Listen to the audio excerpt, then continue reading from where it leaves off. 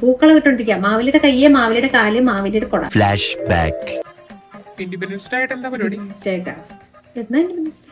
ആ, നാളെയാണല്ലേ. ഓ, ഞങ്ങളുടെ independence day ഒക്കെ ഒരാഴ്ച മുമ്പേ കഴിയും. അത് എനിക്കറിയില്ല. ഗ്രാഫിക് ഡിസൈനറിന്റെ ഇൻഡിപെൻഡൻസ് ഡേ എന്ന് പറഞ്ഞാൽ അവർക്ക് ഒരാഴ്ച മുമ്പേ കഴിയും. അത് ഇൻഡിപെൻഡൻസ് ഡേ മാത്രമല്ല, എന്ത് ഫെസ്റ്റിവൽ ആണെങ്കിലും അവരത് ഒരാഴ്ച മുമ്പേ ആഘോഷിച്ചു. അങ്ങനെയാ തിയറി. അതറിയില്ല?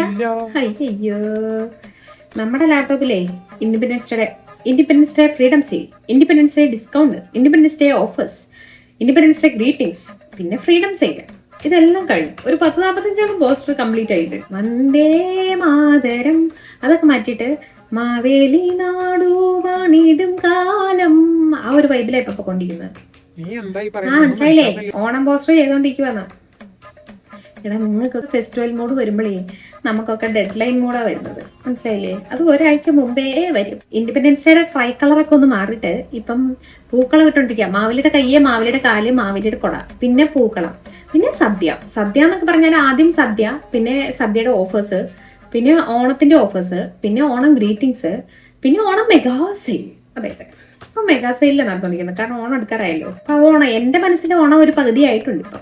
അതെ, കാരണം അത്രയും പോസ്റ്റേഴ്സ് നമ്മൾ കംപ്ലീറ്റ് ചെയ്തേ.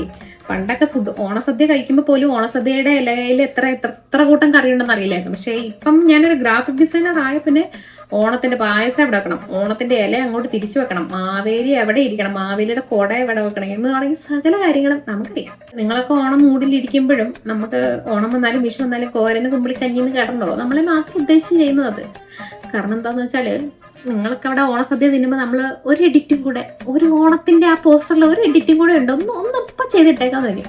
അപ്പൊ സദ്യ കഴിച്ചോണ്ടിരിക്കുന്ന കൈ അവിടെ ഇട്ടിട്ട് പോയി ഓടിപ്പോയി ലാപ്ടോപ്പിൽ എഡിറ്റ് ചെയ്യണം. അതാണ് ഗ്രാഫിക് ഡിസൈനറിന്റെ ഓണം.